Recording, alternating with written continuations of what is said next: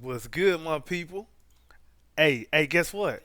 Guess what? The Rockets ain't lost a game all season long. I don't care if it's just the first preseason game. That's what it is. This is a fact. What's going on, my people? It's your boy AK Infinity. This is Rockets Propaganda. Hey, man, don't come in my house and not wipe your shoes. Like, comment, and subscribe. Share the video on wherever the hell you want. Follow me on Twitter, AK Infinity underscore VVS. Now, let's get to the crux. Say, man, the Rockets played the Indiana Pacers last night. Um, yeah, I don't care if Miles Turner didn't play. I don't care if Tyrese Halliburton didn't play. The Rockets won. And they won in a way that they were supposed to win if them two wasn't playing. I don't care if it's preseason. We ain't lose. We won. Now I'm gonna take whatever the hell I want to take from this game. This is my game one preseason overreaction. Ain't no more long summers, baby. We going to the playoffs. We not going home in mid-April no more. Let it be late April or early May or something. But let's get into it, man. First thing, man, they kicked my boy Dylan Brooks out the game, man, for no reason. Yeah, he hit Daniel Tice below the belt. First of all, if that man had balls, he would have played better with the Rockets in the first place. But we ain't gonna go there. Man, that was a little incidental contact, man. Them referees being a bunch of wusses. But whatever, man. Another takeaway I had was the boy LP. The boy LP, man. That boy LP looking good. He looking good. He looking good. Um, like I said, man, I don't care if Miles Turner didn't play. You know, Shangoon did what he supposed to do against dudes who can't do nothing with him. And Daniel Tice can't do nothing with him. Um, yeah, so it looked like LP has really improved on on his defense.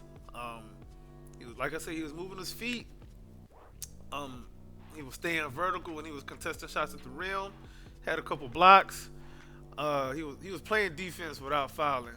He had 3 fouls in 24 minutes, but that season ago it would have been 5 fouls. So we taking the baby steps, man. Well, I'll take the progress where I can get it. But the defense as a whole, some things here and there that need to clean up. Um, you know, Dylan Brooks was out the game. I would say he's probably our best defender right now. But the defense, it looks competent, man. It didn't look like last season where it's just leaks all over the place, and I'm talking just it start as a small leak, turn into a flood. I ain't seen none of that last night. And again, I'm taking the progress where I can get it. Um, Jabari Smith, man, he in 23 minutes he had 14 points, 7 rebounds, a block. He only had one turnover. He only took 1 3, but he made it. 5 of 5 from the free throw line, plus 10 and the plus minus. His handle looks smooth. Look like he really put in a lot of work in the summer, like we heard, and it look like summer league is gonna carry over to the regular season. Right now, it's carrying over to the preseason a little bit. So let's see. He looking like he might end up being like the second option on offense. I'm anticipating there might be some nights where he mess around and be the first option. Really. Um, Amen Thompson. Amen Magic Thompson. So he was getting to the line. He was getting to the line. He got to the line 6 times. He made 5 of them. He was 1 for 9 from the field, 0 for 2 from three. But I think a lot of that, probably first game jitters. I think he'll be all right. His IQ is too high for him to not clean that up. But also had a steal, 3 assists, 9 rebounds. He gonna end up being a really good rebounding guard. He may end up being the best rebounding guard in the league whenever he starts getting the minutes, and whenever he starts, he may end up being that down the road. But yeah, his instincts is there. Defense was on point. Well, here it was mostly on point for a rookie. Um, But like I said, man, on both ends, his instincts was there. He'll be all right. The finishing around the rim, he had one nice little finish. But I was just impressed that he was getting to the free throw line like that. And he really knows how to use his size and athleticism very well. He tried to punch it over somebody. I forgot who it was. I think it may have been Jalen Smith. Yeah, he tried to punch it over somebody. He got blocked at the rim. But I like the aggression though. Cam Whitmore. Yeah, that boy look like he gonna force his way into that rotation, man. I don't know who gonna be ahead of him right now. I don't know who should be ahead of him right now. But I know just from what we saw in the summer league, just from what we were hearing throughout the summer, just through what we saw during some of that training camp footage, the man he looked the same, man. He looked like ain't no bright lights gonna phase him. He just go in there and he go get it. He just don't care. He had 15 points, 4 rebounds, played some solid defense. He was 3 for 4 from three, 6 to 10 from the field. Now, obviously, I don't expect him to shoot 75% from three and 60% from the field. But if he does, I ain't gonna complain. Oh, by the way, he led the team in plus minus with plus 21. So yeah, look like he ready to get going, man. Really look like he ready to get going. Another another little point, just overall team point. The passing looked really nice tonight, man. It, Not necessarily any like highlight passes, but it looked like passes that was making sense. Hockey passes, hockey assists. There was one play. I think it was like the beginning of the game when Fred got his first 3 point off. So, believe Dylan Brooks had set a flare screen for Fred to get him open, but that wasn't really the. That's not really the only point to that play because last season it'll just be that action and then that'll be it. But in every play this season, there's the initial action and then there's the weak side action. There's the off ball action. There's people like I said, man. People are setting screens off ball. People are cutting off ball. It looked like they're gonna do a lot of. They're gonna run a lot of off ball actions involving um, Jabari and Jalen. One of them either cutting to the rim or the other one flaring out to the 3 point line. But I'm liking that, man. I'm liking that combination because those are going to be our top two scorers this season. You want them to make each other better. You want them to help each other. So I'm liking how the effort was on both ends too. I mean, same thing. Jalen, he brought it on defense. I'm not saying he was out there clamping people, but he wasn't out there being a leaky toilet. He wasn't out there being a leaky pipe. And same thing with Shingun. Like, there's no excuses for either of them to not be, at bare minimum, a decent defender. Like, you can't be out there getting murdered night after night. You might have a night or two where the other person just got your number. That's why you got teammates, man. They gonna come help you out. They gonna, maybe switch off, or if not, just completely double team. But we'll see. We'll see how in the next game against the Pelicans.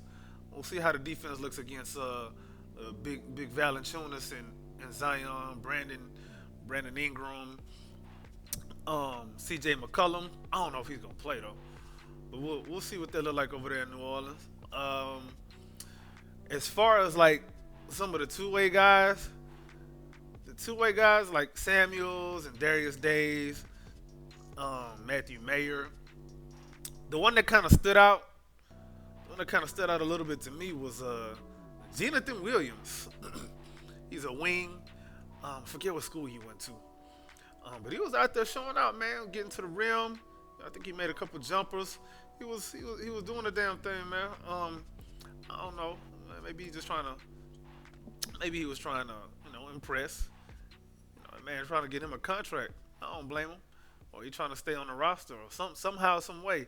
But that Rio Grande Valley team, it might not be what it usually has been. But then again, I might be wrong because coaching upgrade and the guys down there that I'm anticipating is going to be there, Darius Days and Jermaine Samuels, they looking good. If any of them was to make the roster,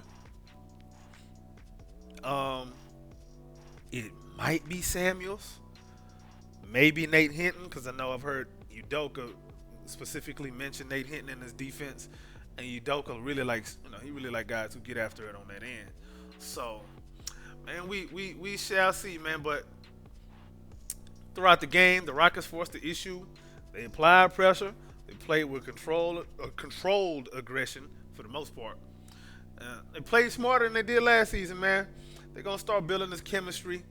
I don't think they're gonna come out the gates, you know, 15-5 or nothing. But we're gonna be playing close to 500 ball, man, throughout the season. We're gonna be playing around that. We'll have a slump. We'll have a hot streak. But like I said, man, these guys look a whole lot more competent than usual. And really, at the end of the day, that's all you can really ask, man. I ain't see people out there lollygagging. I ain't see nobody out there just BSing. And if they was, Udoka toe into that ass. Oh, I forgot to mention. I don't know how I forgot to mention him, but Tari Eason, man. Tari Eason had another, he had a typical Tari Eason game, man. He was 5 for 6 from the field goal. He wasn't smoking layups. He only got to the free throw line once, but he got 6 rebounds, 2 steals, a block. Just playing with that Corey Brewer energy, man, and I love it. Tari actually got a lot more minutes, I think, because Dylan Brooks got ejected early. So Tari was, well, technically, Tari was the first one off the bench, but as far as the rotation goes, man, Thompson was the first guard off the bench. I think it was Jalen that went to the bench first. Yeah, I think Jalen went to the bench. I can't remember. Shut up. I ain't note that down, but yeah, man, that rotation looked pretty solid in that first half.